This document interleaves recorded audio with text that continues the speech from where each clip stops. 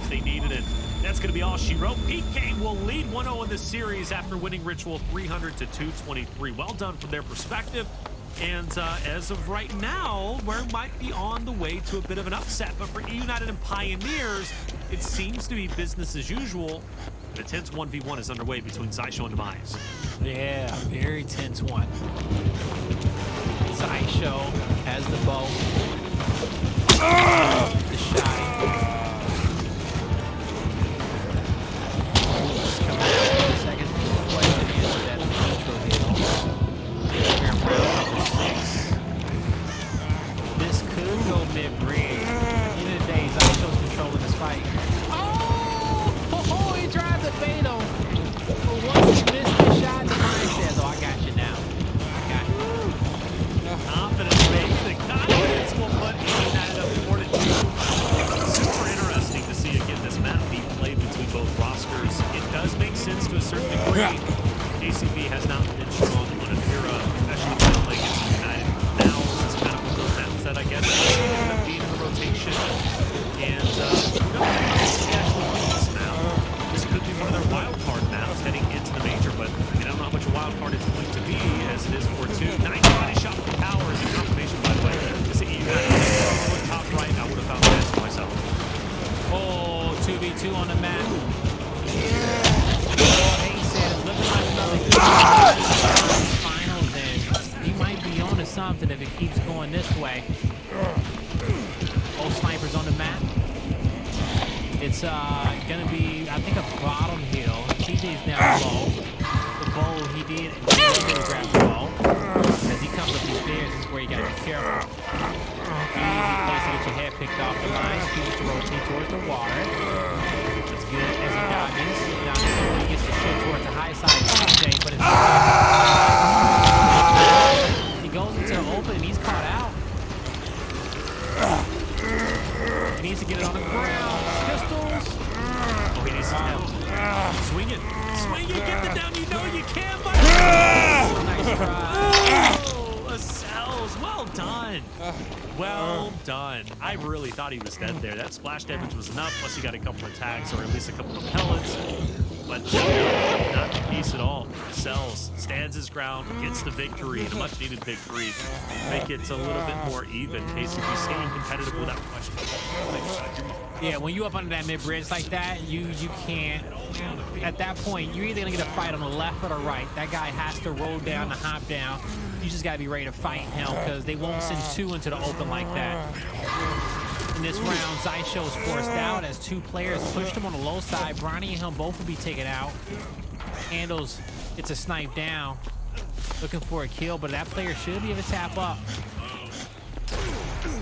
Oh, nice body. Nice body. Now focus on the guy who's close to you. He's really trying to do it all here, Blaze. Handles is doing outputting so much damage. You have to in 1v3 reach the guy behind. Although, great effort, not going to amount to much. So hard to clutch. I mean, you would know. You know, it's so hard to clutch on him. It is. You know, you don't got a lot of decisions to make. You just got to know where the players are and start taking shots. But one thing is that you have to play off of is that people will push you sometimes in those things.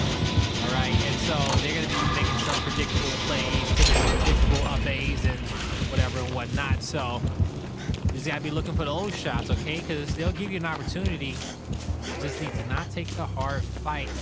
And we're seeing here that this was not a good round to take a fight here for the Pioneers. As look at the team kill on Bronny, we see that he lags out of the game.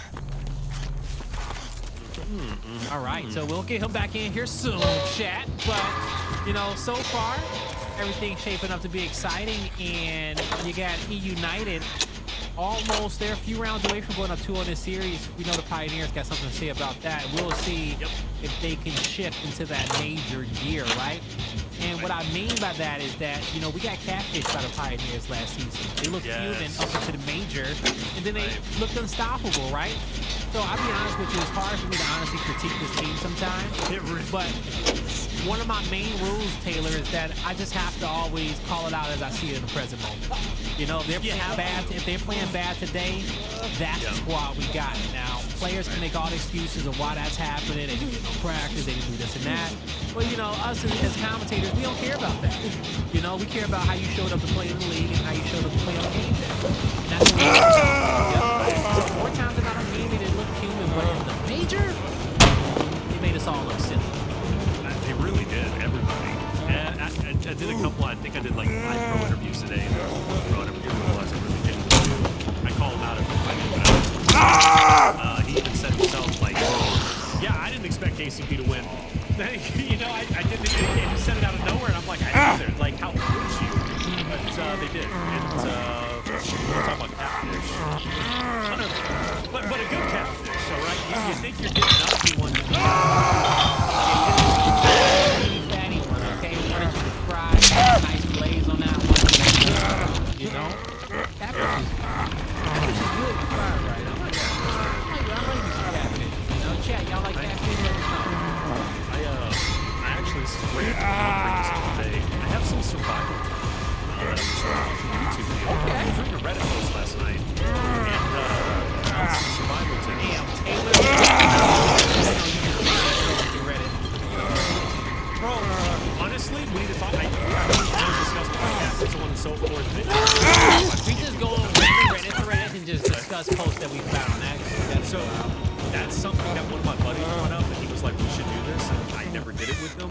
I regret it because I think it could be a hit. Nobody We gotta take stop. that. We gotta get that demon off of us of saying that we don't do things and we don't do it, okay? Because we got so many great ideas. And, you know, chat, somebody can feel what we're seeing. You know, we say we want to do this and we want to do that. And I got this great idea and I'm gonna do that. But we don't. Do it. But we don't. You know, sometimes it cripples us and we don't. And I hate that, all right? So if there's any great ideas that you guys got out there in the chat, do it today. Get the piece of paper out, okay? Start planning it, all right? Get the first few thoughts out. Ask yourself what you need to get it done, all right? And if it's money that you need, all right, figure out. If you need $1,500, $2,000 to do a project, a content creation idea, put it on paper, think about it hard, hey, you'll find a way to get that $2,000, okay? First chance you get, but do the math, okay? Do your part. I don't know the validity of, well, I don't know how well this works, but I did hear a quote that was kind of intriguing. I never heard it before. It said, if money is if money is the only thing stopping you from trying something, then you're not trying hard enough. So, and it's really, it's open for interpretation because, you know, sometimes there are limitations in the money, but then again, if you really want something hard enough, you're going to go and do it. That's true. Right? So, a little bit of inspiration for all of you. But survival tips, right on Reddit. Back to the survival tips. Number one, when you're stuck in the desert, you ever find yourself in the desert for whatever reason, you can't just drink the cactus water because it's too acidic. It will dehydrate you. Yep. What were some more? Sometimes they say... Oh, I thought you know what you do drink? What's that? You drink... Okay. You drink your number one if you're in the desert. I know where I know where you're going, Blaze. Okay, We're all right. gonna hop off that one, baby. But continue. That's true. That's true. I think Rise won. Rise didn't win. They're going into it. Last survival tip, by the way, was the fact if you do find a fish, it will lead you to water. I love that. Oh, that is a great one. All right. Yeah, just follow him. It'll take you to the big water. Take you to the big 4-2. Hey, you know, sometimes you go to a pond, sometimes you go to an ocean. All right? You can't drink ocean water. Don't try it. 3-2. Rise is leading the charge so far, but Beersley going to try and put up a fight. He won't be able to do it. And it's going to be Rise winning round number 1. And I hope you guys truly did learn something from that survival. I think the chat got a lot out of it. I think they did. All right, here we go. Rise up 1-3. End zone, early flash out. Gonna get some initial damage in. Taking some initial damage, but Detox is there for the revive.